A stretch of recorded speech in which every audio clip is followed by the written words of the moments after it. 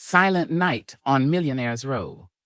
On the snowy tree-lined streets of Montreal's prestigious Millionaire's Row, Christmas glowed brightly from every mansion. Glittering lights adorned gates, and extravagant decorations covered every surface, while laughter and holiday music drifted into the night air. But for the Dufresne family, this Christmas Eve would be unlike any other. Evelyn Dufresne, matriarch of the family, was hosting the grandest Christmas party in years. The entire elite of Montreal had gathered, dancing under crystal chandeliers and toasting to the season. Just before midnight, as the guests gathered to watch the lighting of a massive snow-covered tree in the center of the grand lawn, a faint ringing echoed in the air. A distant carol played on an old music box, carried by the wind. Evelyn noticed it first. She turned toward the gates, her breath catching at the sight of a lone figure standing by the entrance. A man dressed in clothes from another era, a long black coat, and a top hat pulled low over his face.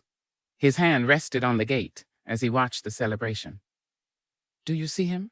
Evelyn whispered to her husband Alain, gesturing subtly. But when Alain turned, the man was gone. Evelyn brushed it off as a trick of the light, a peculiar reflection in the swirling snow. Yet as she turned back, she found herself shivering, an uneasy chill settling over her. She excused herself and made her way upstairs, away from the laughter and the music, finding comfort in the familiar quiet of her bedroom. As she closed the door, the music box carol started again. Closer now. The tune was haunting, twisting between her ears. Evelyn glanced around, searching for a source, but there was nothing. She hurried over to the window, hoping to catch a glimpse of the mysterious figure. But instead, she saw red. Streaks of red stretching from the front gate to her house, painted across the pristine snow. It looked like blood or something darkly unnatural, stark against the white. Suddenly, the bedroom door creaked open. Alain stood in the doorway, his face pale. "Evelyn, have you seen Adrien?" Evelyn's heart dropped. Adrien, their youngest son, had been upstairs playing when she last saw him tucked away with his toys. She rushed to his room, but he was gone. The only trace left was a small, empty music box on the floor, its lid open and the haunting carol still playing. A panic set in. They searched every inch of the house, but Adrien was nowhere to be found. The music box, it seemed, was their only clue. They couldn't explain it, but Evelyn felt drawn outside, compelled to follow the streaks in the snow. She didn't realize how far she'd gone until she was standing outside the gates, the sounds of the party growing faint behind her.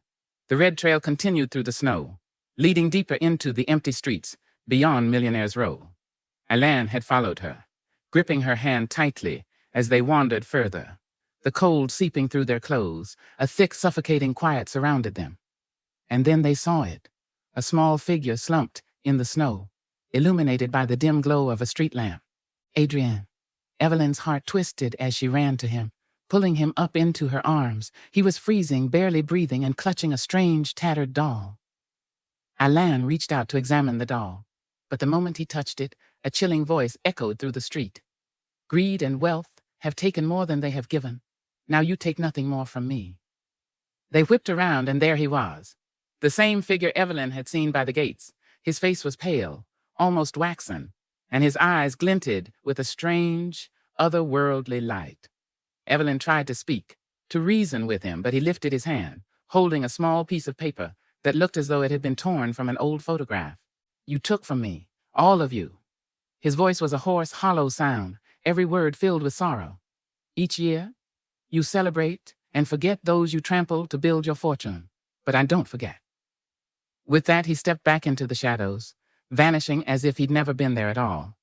The only trace left was the doll Adrien held and the strange piece of paper which Alain took. The photograph was faded and torn, showing a group of laborers from decades before, and in the corner, scrawled in ink, was a single name, Vincent Laurent, a name they had never heard, yet one that carried a dreadful weight. As they made their way back home, Adrien awoke, muttering in his sleep. Evelyn leaned in, trying to catch his words, her heart sinking as he whispered, "He's still here, watching." That Christmas morning, Millionaire's Row was quiet. The festivities stilled. The residents awoke to find streaks of red painted across their snow, as though marked for some unseen judgment. Evelyn and Alain left Montreal that year, abandoning their estate to a legacy of silence and snow, forever haunted by the lingering melody of an old music box and the story of a man long forgotten.